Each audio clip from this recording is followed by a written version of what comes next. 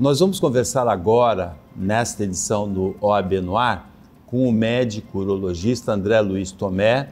Ele é professor assistente da Faculdade de Medicina do ABC e é do Corpo Clínico do Hospital Ana Costa, em Santos, como urologista. Nós estamos no Novembro Azul.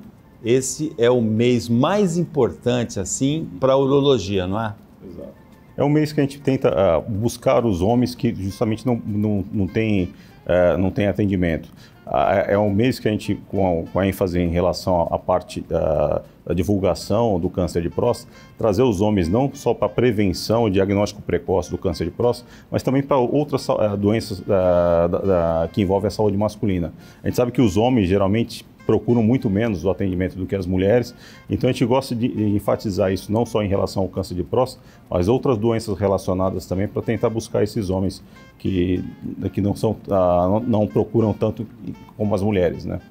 Para o homem que está assistindo a gente nesse momento, está assistindo a essa conversa nossa, e para a mulher dele também, ou para a namorada, para a mãe, para a irmã, para a tia, o que o doutor André diria para essa pessoa que está assistindo a nossa conversa agora?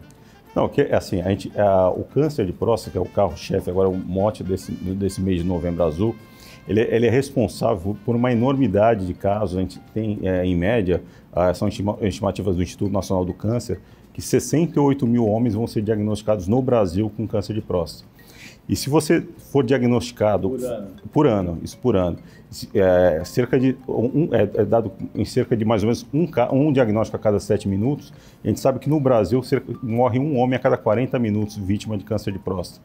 Então a gente sabe que a prevenção ela é possível, uma vez que você realizando o diagnóstico precoce, você pode estar proporcionando a cura em mais de 90% dos casos.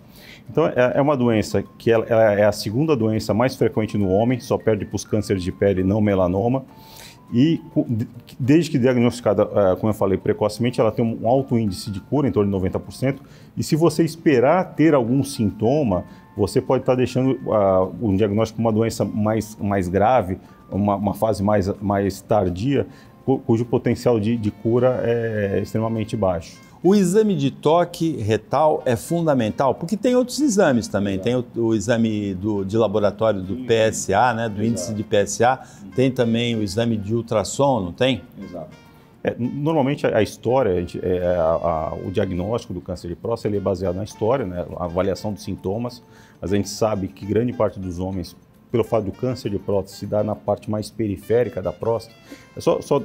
Abrindo um parênteses, o que é a próstata, na verdade? A próstata é uma glândula que ela é responsável no homem pela produção de um líquido que vai liquefazer, ajudar a nutrir os espermatozoides. Então ela é uma glândula que faz parte da produção do sêmen, e que ela tem mais ou menos o tamanho de uma noz ou de uma castanha portuguesa. E ela fica localizada logo abaixo da bexiga, de forma que o canal da uretra no homem passa no meio da próstata e se continua pelo pênis.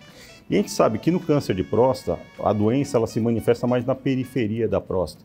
Então, no início do quadro, o paciente ele pode ser diagnosticado com câncer de próstata e não manifestar nenhum sintoma. Então, por isso que a gente fala em relação à prevenção.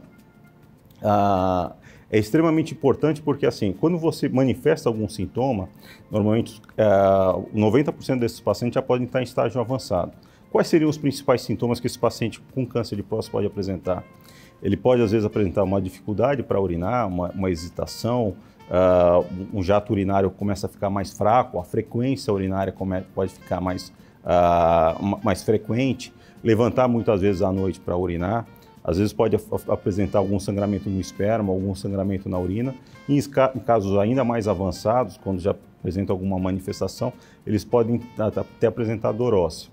Mas a gente precisa enfatizar que, assim, essa é a história, é a busca dos sintomas. E aí a gente tem que enfatizar também a realização do PSA, que é o exame de sangue.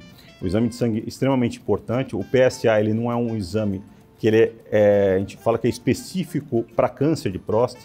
A gente pode falar que ele é específico para a próstata, mas não especificamente vai diagnosticar casos de câncer de próstata.